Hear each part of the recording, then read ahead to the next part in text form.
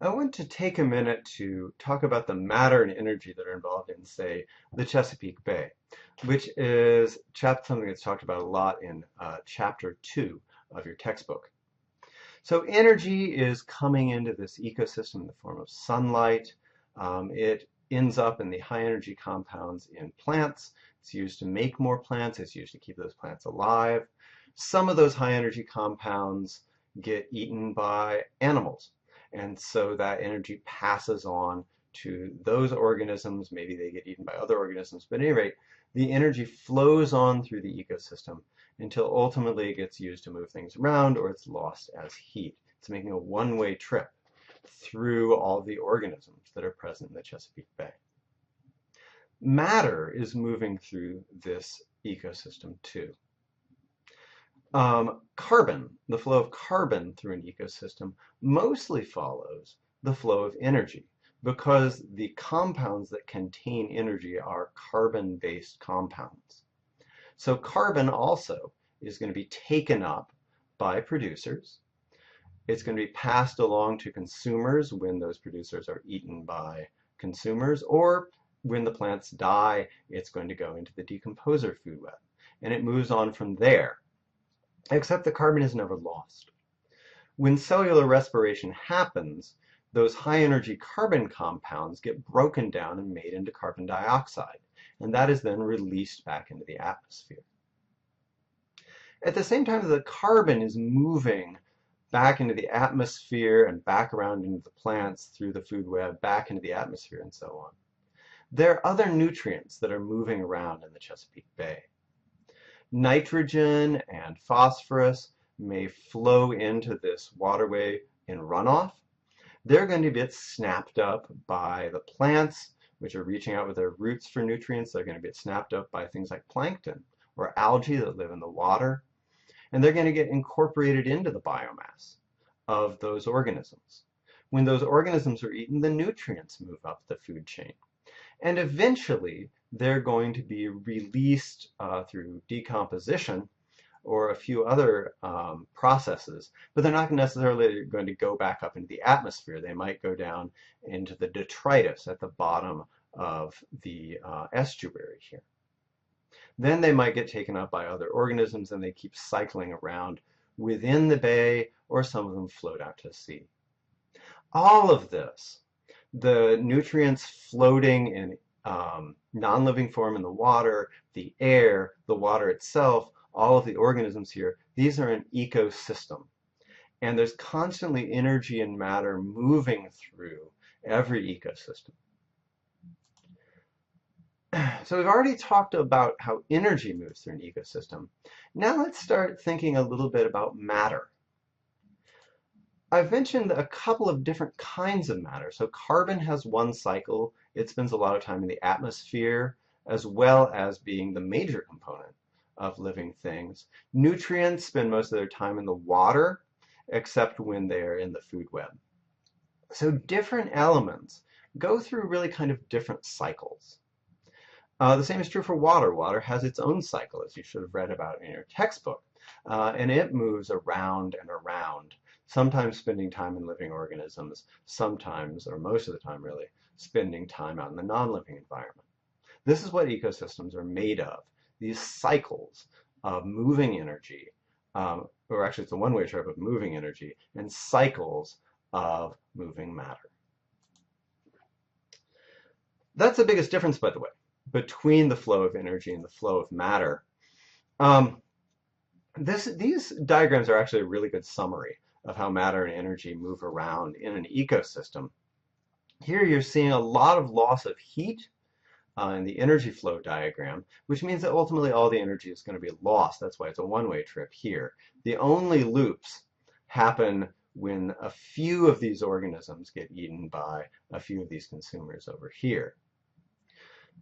In contrast, the matter in a system tends not to leave the system. This is particularly true for things like nitrogen and phosphorus.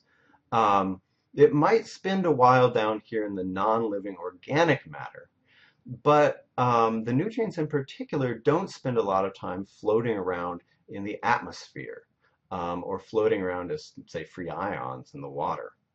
Mostly, these things just cycle around and around through the system. Or rather, sorry, I should be drawing the cycle this way, because mostly what happens is detritus is broken down and taken up by producers.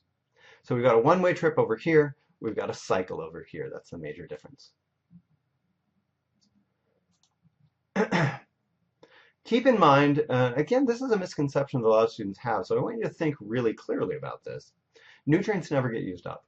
Elements never get used up. Atoms never get used up. The molecules change, but you've always got to have the same number of atoms floating around.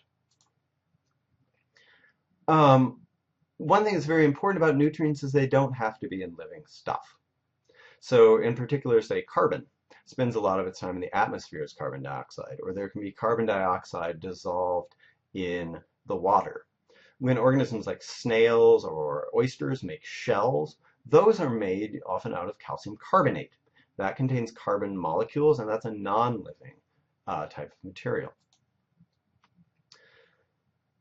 It can be a little hard to get a handle on how these nutrients, how these elements move through an ecosystem. But here's a convenient way of thinking about it. There are reservoirs. Reservoirs are the physical stuff in which the atoms of a particular element are found.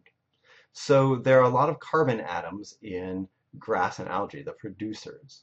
That's stuff. That biomass is stuff, and it contains a lot of carbon atoms. There are carbon atoms in the consumers. There's carbon atoms in the dead detritus down at the bottom of the water. There are carbon atoms in the atmosphere. Atmosphere, producers, consumers, detritus, all of those are reservoirs. Carbon atoms can move between reservoirs. Okay, those movements are called fluxes. So there's a certain amount of plant matter that's getting eaten by consumers. When the plant matter gets eaten, that's a flux. Carbon atoms are moving from one reservoir to another. When photosynthesis pulls carbon dioxide out of the atmosphere and makes it into plant biomass, that's a flux, the movement of carbon from atmosphere to biomass is a flux.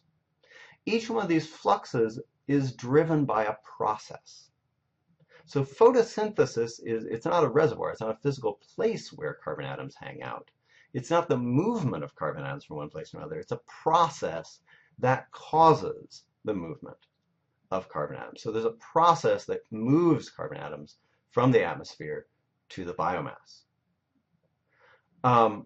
When the respiration occurs, carbon atoms move from biomass back into the atmosphere in the form of carbon dioxide. So respiration is another process that moves carbon atoms around. This makes for a really kind of useful conceptual way of imagining the flow of nutrients through an ecosystem. And here it is. Each one of these boxes, here it is. Each one of these boxes is a reservoir. So dead organic matter is a reservoir. Carbon dioxide in the atmosphere is a reservoir. Again, these are physical things that contain carbon. A process here that's important is the respiration of decomposers. They're eating this food, the dead organic matter, and they're burning the high energy chemical compounds. When they do that, it creates a flux. It moves carbon from the dead organic matter to. When you go online, if you go online and do a Google image search for carbon cycle, which is really what this is a diagram of the carbon cycle, the global carbon cycle, you're going to see a lot of things that look totally different from one another. And that's okay. They are all the carbon cycle. But there are many different ways of drawing the same cycle. So for example, if you were interested in looking specifically at how carbon flows through a food web, you might not just look at animals here. You might split up these animals into primary consumers, secondary consumers, tertiary consumers. You might want to distinguish between the green plants that live on land and the green plants or algae that live in the water.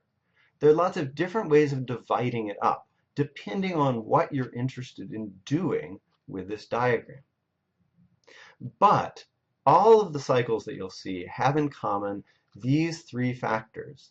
They're reservoirs, There are fluxes between reservoirs, and those fluxes are driven by processes. Okay, so for example, here's another diagram of the carbon cycle. This is a diagram made by geologists, and so they're particularly interested in what happens to sediment. Does it get made into some kind of rock by lithification or by deposition? How does that carbon dioxide make it back into the atmosphere, and so on? Here's another diagram of the carbon cycle. This one was made by people who are interested in how human beings affect the carbon cycle. And so these red arrows they represent, fluxes that are caused by things that people do. And there are even numbers on this one. They've quantified the amount of carbon that occurs in these different reservoirs, and they put numbers on the size of the fluxes. It's useful to think about nutrient cycles in this way, because then you can think about how changes to the ecosystem change the cycle. So when you alter a process, it's going to change the flux that moves nutrients from one reservoir to another. So for example, if you cut down a lot of forest, you're increasing the amount of plant death. That's going to move carbon from the living plant biomass into the dead organic matter reservoir. This in turn can change the fluxes that lead out of dead organic matter. It could lead to a boom in the number of decomposers. There's going to be an increase in respiration, and that's going to push an extra amount of carbon into the atmosphere. I'd like to take a moment to talk specifically about the nitrogen cycle. We're going to be doing an exercise on the nitrogen cycle in class, so I want to make sure that you understand the basics about it. We're going to cover the carbon cycle in a good deal of detail later on in the class, because one of the most important ecological challenges that we're facing now is global climate change. But for right now, let's take a look at nitrogen. Nitrogen is very important to all living things. That's because it is an absolutely necessary element in not just proteins, but in the nucleic acids, things like the DNA, that code for the information that makes your cells run.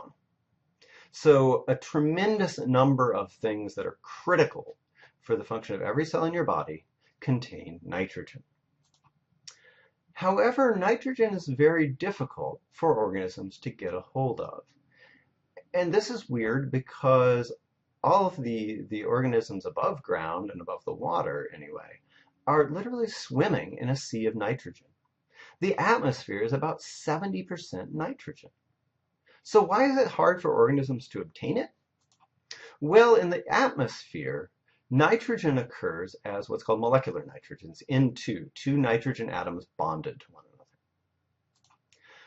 The nitrogen that organisms can actually use, particularly plants, it can be nitrate or nitrite. Often it's this molecule, ammonia. This is NH3, and there are really different chemical bonds in this molecule than there are in this one. The problem is that making into NH3 or any other kind of usable nitrogen is really difficult. Not very many organisms can do it at all. Most of those that can are bacteria. They're called nitrogen-fixing bacteria. When you're talking about an element, fixing that element means that you're taking it from a form that organisms can't use, and you're making it into a form that they can use. A number of plants have evolved to host the bacteria that can fix nitrogen. They feed those bacteria sugar, they provide them with shelter and protection, and the bacteria sit there and they crank out fertilizer for the plants. You should remember this from the lecture on mutualism. That's probably the most important step in the global nitrogen cycle, is this bottleneck right here. Okay, because the conversion from atmospheric nitrogen into the nitrogen that plants can use is difficult, this step really governs the rest of the cycle. I also want to point out that because this bottleneck is severe, because organisms can basically never get in all the nitrogen they really want, it leads to some other interesting features in the rest of the cycle. In particular, I'd like to point out this. Most nitrogen, as soon as an organism dies and starts to decompose, most nitrogen is snapped up again immediately by some decomposer or some plant. Why? Because it's scarce. And pretty much all organisms have evolved to snag any nitrogen that they can get their hands or their roots on as soon as they can. So most nitrogen does not leave an ecosystem, it does not leave a living ecosystem once it's in a fixed form. It just cycles around and around and around again. This is especially true in aquatic ecosystems. So you can see that the internal cycling in an aquatic ecosystem is tremendously strong. Once aquatic organisms get a hold of nitrogen, it almost never escapes from other living organisms. It moves from one trophic level to another, it goes to the decomposers and then back up the food chain again, but they almost never let it go into the mud or back into the atmosphere.